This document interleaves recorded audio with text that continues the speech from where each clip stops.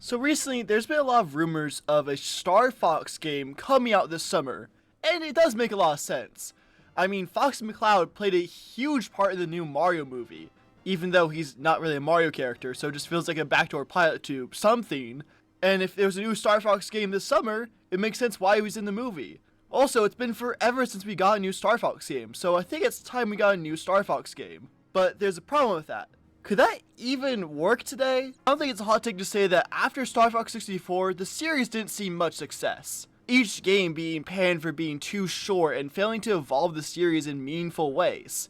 And it all culminated, in my opinion, with the most recent Star Fox game, Star Fox Zero. A game that was held back by the Wii U in so many ways, but also at its core is still a flawed game, with boring gameplay, subpar visuals, and a lack of content.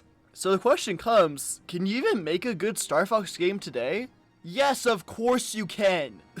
But do I think Nintendo can make a good Star Fox game?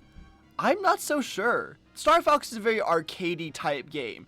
Missions are linear on-rail affairs, and they're pretty fun, but ultimately there's only so much you can get out of that concept. The budget for these games can be extremely high, despite how little content they can have, because of how visually impressive the fighting segments need to be. And then whenever they introduced new gimmicks to Star Fox, it never really went over too well with anyone. So how could they even bring back Star Fox today? Well, I see three possibilities. One, they do the same things they've always been doing. I think Nintendo is very prideful in what they do. I think they're probably thinking to themselves, yeah, Star Fox is fine. Why change it? Meaning you'll probably get a really short game that's not worth $70, that's for sure.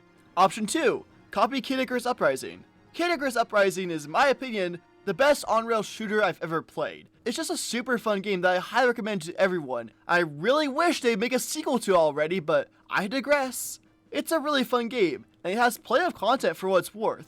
If they just copy that game's homework, it could actually be a very good Star Fox game. But what I think is the more likely one is the series takes a major step in evolving. I think what could happen is an open-world Star Fox game. Still have on-rails missions, but instead you fly to them in a big, giant open-world galaxy, landing on planets and solving missions.